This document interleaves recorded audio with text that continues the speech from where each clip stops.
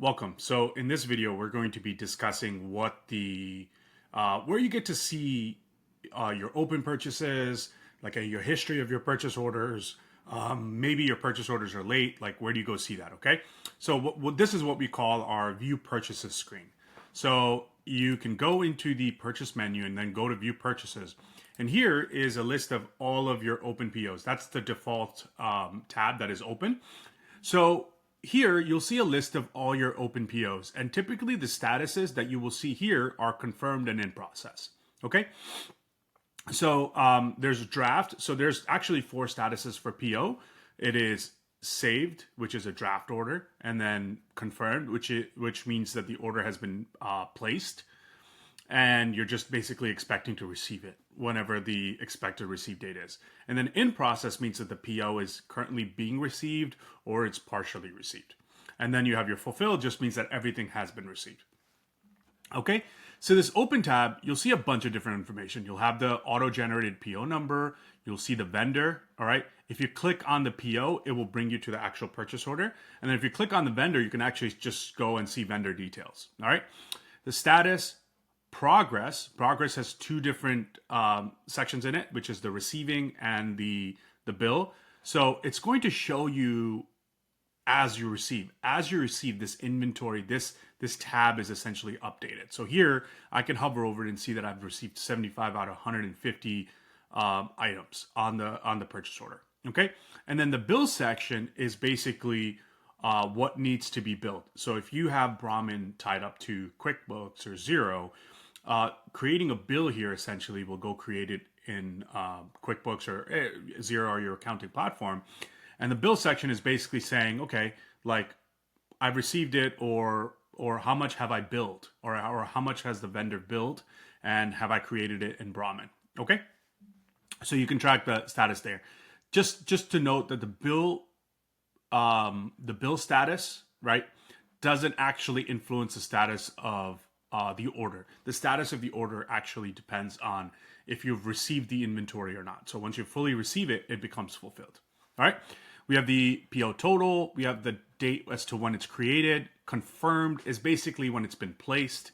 And then here we have the expected quantity. Okay.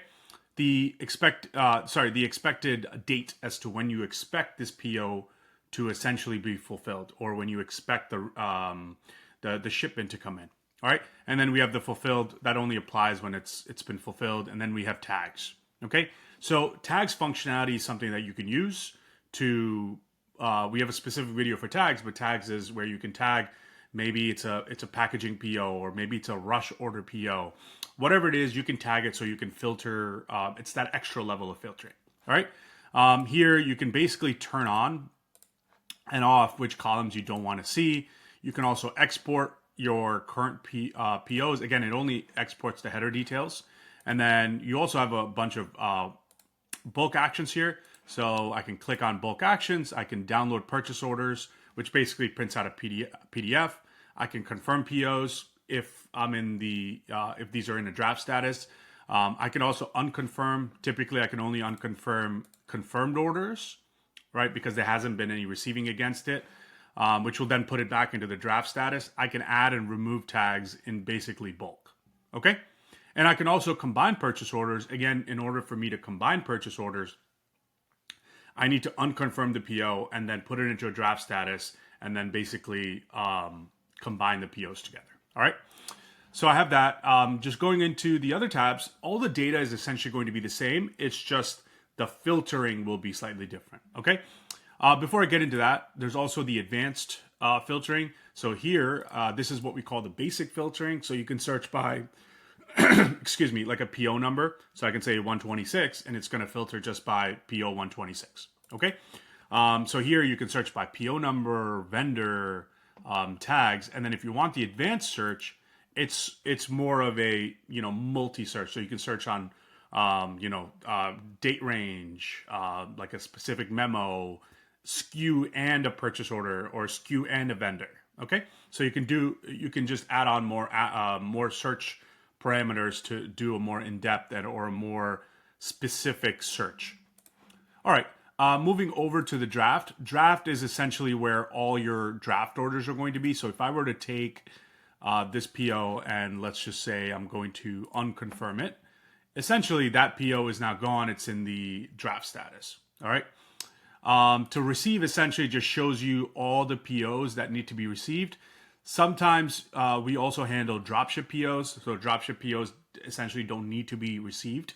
So then you have the ability to kind of filter what needs to be received versus maybe it's just a service PO or it's just a dropship PO. Okay, which there is no essential receiving.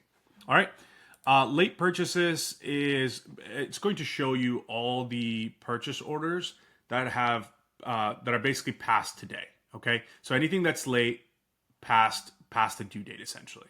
Okay, so that's going to be shown here, and then all is a list of all of your POs. It's every single status, every single thing is essentially here. All right. Couple more things that you can do here is, I just forgot to mention here, is you have the ability to kind of change the expected date. So the open POs, everything is organized based on expected date. So the POs that is expected earlier is going to be on top. POs that are expected later are going to be on the bottom. So if I were to change this PO to, let's say, March 4th here, and then change this to March 2nd, right? So now essentially it's going to reorganize this and put this here and then 104 all the way on the bottom. All right. So there you go. So so you can change your expected dates here quickly. Let's say a PO is not coming on time. Just move it out. So now if I go over to late purchases, those, I mean, technically this hasn't come in and it's today. So if I were to change this to tomorrow, this PO essentially is going to be gone. Okay. All right. So this is a overview of the PO screen. So if you have any questions, let us know and watch other tutorials to get more in-depth knowledge on the purchase ordering process. All right. Thank you.